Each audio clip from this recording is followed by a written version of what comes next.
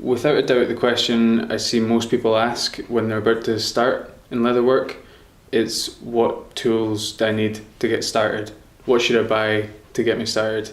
But I think to answer that, it's more important to consider the project that you want to be working on, the first thing that you want to try. If you're wanting to get into something like saddle work or something like that that's much more traditional, you're going to need a whole host of tools that you won't need to make a leather wallet or a knife sheath, for example. And I think you should try and find a project which doesn't need a lot of tools.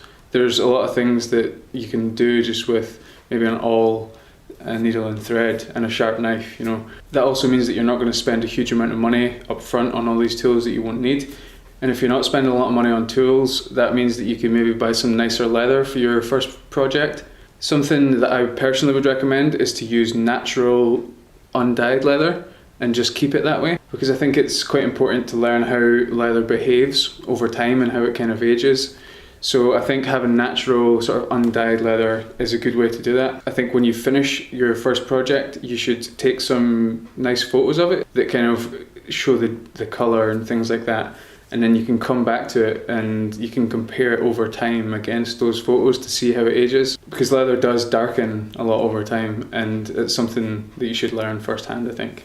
The last point I would make on that as well is just to choose a project that you really like. That sounds obvious, but if you make something that you're going to use every day, it's going to help you stay motivated, and it's going to make you want to make something else. But it's also going to make you live with it every day and realise the mistakes you've made. Or for example, this is the first leather project that I properly finished. This is a knife sheath that sits on my belt.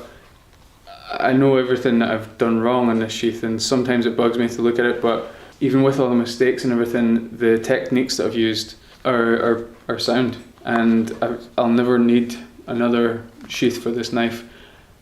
I might make another sheath for this knife, but I'll never need one. It's gonna hold up. Thanks very much for watching. I'll link to some simple projects that I'd recommend just to get started.